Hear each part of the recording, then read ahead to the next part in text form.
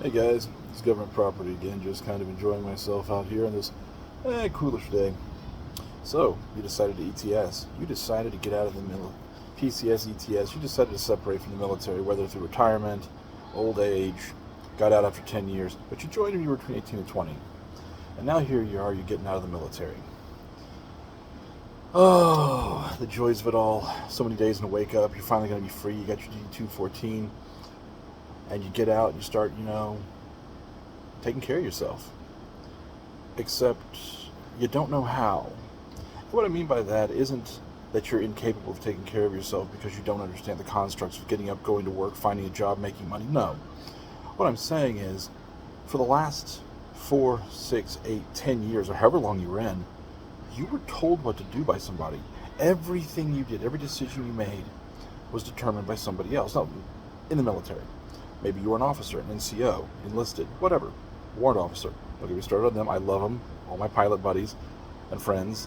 Love you guys. But you guys are special. Long story short,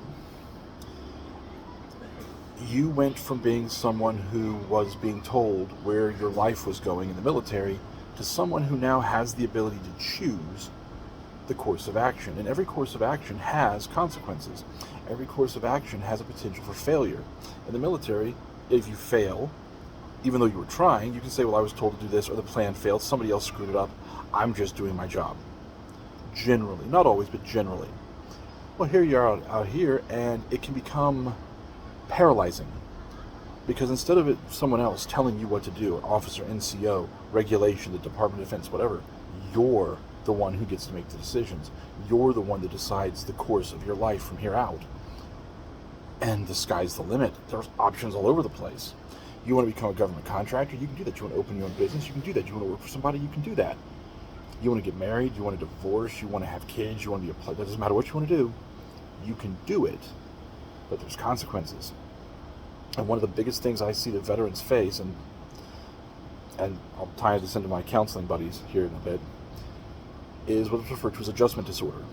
You get out of the military and you're trying to adjust to the civilian world, and the biggest thing you have to deal with is coming to terms with the fact that you get to choose what you do, and you're responsible for your actions, good or for ill. You're responsible for the mistakes that you make. I mean, you were responsible in the military.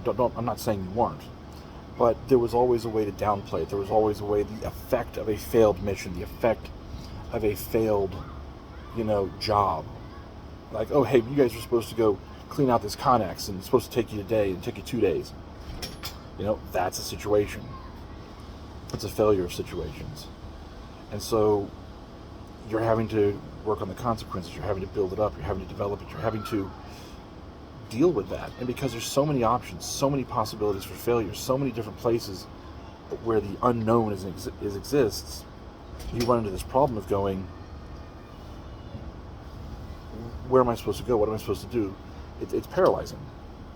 And I work with a lot of veterans who, when they get out, they hit this brick wall of going, what am I doing? Well, what is my purpose? What is my objective in life? Where am I going? What am I doing? How am I doing this? Many of them will find jobs in government work.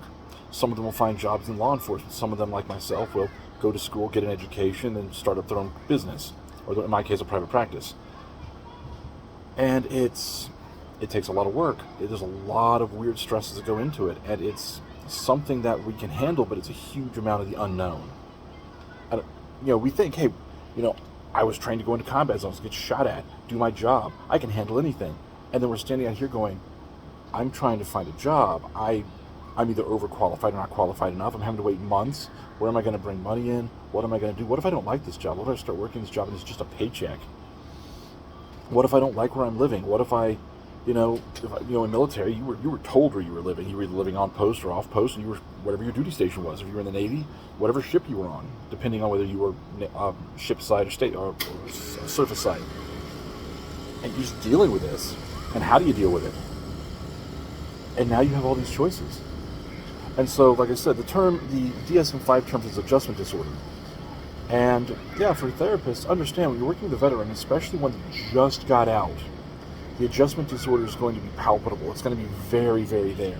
They're going to be experiencing depression, anxiety, missing their friends, missing their way of life, missing the camaraderie that comes in being in the military that you cannot replicate in the civilian world until you start hanging out with the military personnel, whether they're part of your unit or not.